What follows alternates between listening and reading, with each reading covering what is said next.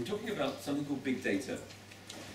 Now, big data has become a very fashionable term. This is from last year's Economist, and they had a whole issue on what they call the data deluge. If you read any kind of management literature these days, they're talking about big data as the future.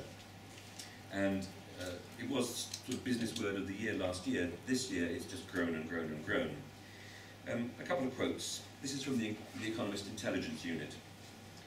The high-performing organisation of the future will be one that places great value on data and analytical exploration.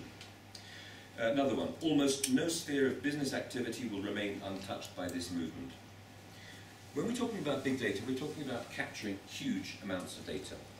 Everything that you do online is captured. This is not just using cookies and things like that to know where you're going.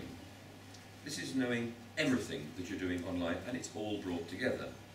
You cannot any longer protect anything that you're doing. Everything that you do on Facebook, Twitter, whatever it is all being aggregated in different places, everything. And any protestations from companies that we will protect your data have to be offset against the comments of the Apple executives who say that online privacy no longer exists or can exist. So they're bringing all of this information together, and to give you an idea of the sorts of things that Newton, who I referred to earlier, the big developers, are capturing, they're capturing your identity data. Who are you? Your name. What administrative rights do you use to have this program? Because we're talking about things which will be delivered in institutions. They're talking about your, what they call engagement metrics, how many clicks you make, how long you spend on a page, how often you bounce from one place to another.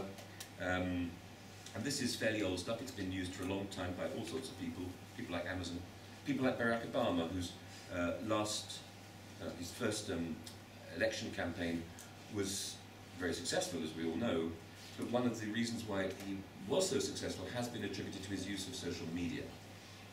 Very, very complex analysis of how people were using social media so that he could get his message to the right people.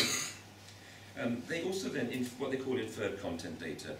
So this is not about how an individual performs, but if you have thousands of people, or tens of thousands, or hundreds or millions, because we're talking about those kinds of figures now, millions of students using the same piece of material, what we can do through this capturing of huge amounts of data is we can find patterns. It's called data mining. It's looking for patterns in the data.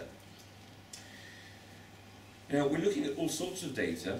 We don't even know what is going to be useful, but it might turn out to be the case that a particular piece of material responds particularly well to students who just before that have been Facebooking. For example, we might establish that correlation. And this is what they want to know. In addition, within this database, and the key is it's the millions of users that people are interested in for the patterns.